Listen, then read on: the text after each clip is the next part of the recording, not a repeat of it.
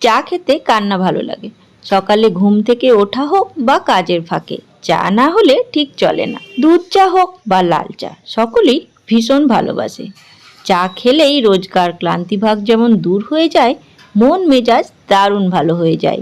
রাস্তায় চায়ের দোকান হোক অথবা বাড়িতে আদা দিয়ে চা বানিয়ে খেতে বেশ ভালোই লাগে। তবে একঘেয়ে আদা চা যদি ভালো না লাগে তাহলে এইভাবে চা বানিয়ে একবার দেখতে পারো। আজ আমি তোমাদের সাথে শেয়ার করব পাহাড়ি মশালা চায়। এর জন্য 2 কাপ কাউ মিল্ক নিয়ে নিয়েছি আর হাফ কাপ জল। এবার তাতে দিয়ে দেব 2 চামচ চা পাতা আর 2 চামচ চিনি। এবার গ্যাসটা অন করে এটাকে ফুটতে দেব। ততক্ষণ মশলাটা রেডি করে নিচ্ছি। এখানে চায়ের মধ্যে আমি পুদিনা পাতার ব্যবহার করব, তাই একটু পুদিনা পাতা নিয়ে তার সাথে আরও কিছু মশলা আমি এতে অ্যাড করব। প্রথমে নিয়ে নিচ্ছি 1 টুকরো আদা, আর নেব 2টো লবঙ্গ, 1টা এলাচ আর 5টা গোলমরিচ। এর সাথে পুদিনা পাতাগুলো দিয়ে একসাথে ভালোভাবে ক্রাশ করে নেব।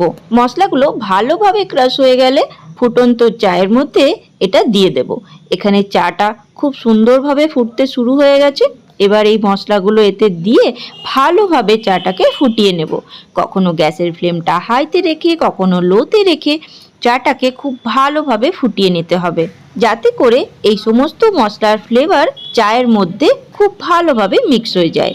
চা খেতে পছন্দ করে না এমন লোক খুব কমই আছে, শীতকাল হোক বা গরমকাল, এছাড়া হোক বর্ষাকাল, চা আমাদের অল টাইম ফেভারিট। তো এইভাবে একবার বাড়িতে চা বানিয়ে দেখো, আশা করি খুব ভালো লাগবে। দারুণ টেস্টি হয় আর সুগন্ধে পুরো ঘর ভর্তি হয়ে যাবে।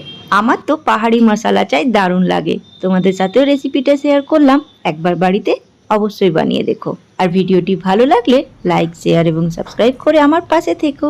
টাটা।